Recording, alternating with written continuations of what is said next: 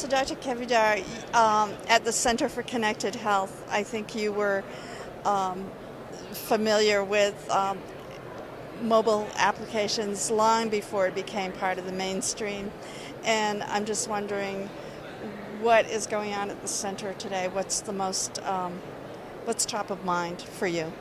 Well, top of mind is interesting how it's evolved, because it's really our goal, of course, is to keep people healthy and have them engage with technologies in a way that they will use feedback loops to keep healthy. Mm-hmm. And so that means we have to find the right motivational sweet spot for each individual, and they're all different.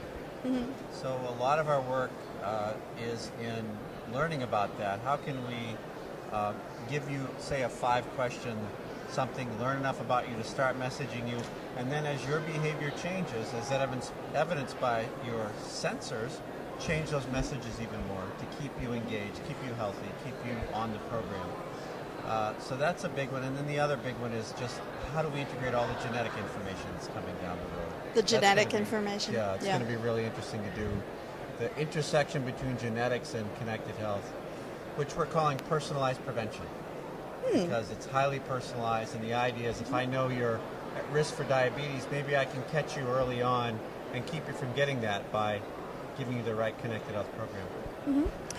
So your latest blog, your most recent blog, was about a project, I'll call it a project, called Wellocracy. Tell us a little bit about that. Well, it's a really exciting. I have had the privilege over the years to watch our patients adopt connected health, and they find it very enticing once we get them on the program. Mm-hmm. And yet, if you look at the consumer, say between age 40 and 60, virtually nobody knows about this stuff.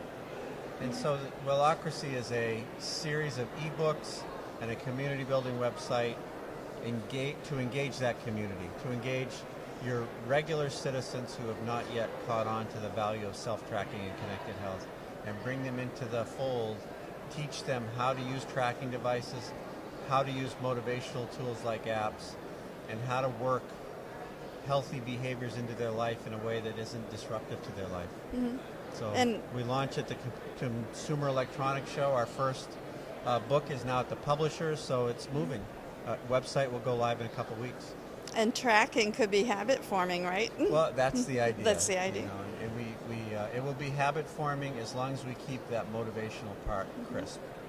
So at the Mobile Health Summit, I'm wondering, I'm sure you've had a chance to look around, I'm wondering, of all the things that you've seen, what has struck you the most?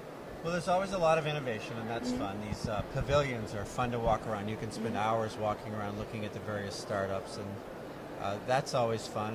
And the other thing, though, that I think is probably a bit different this year is that we're seeing large firms like Aetna, who gave a very nice talk the other day on their strategy, but these large companies coming out with something that they're clearly making a big investment in the area of mobile health.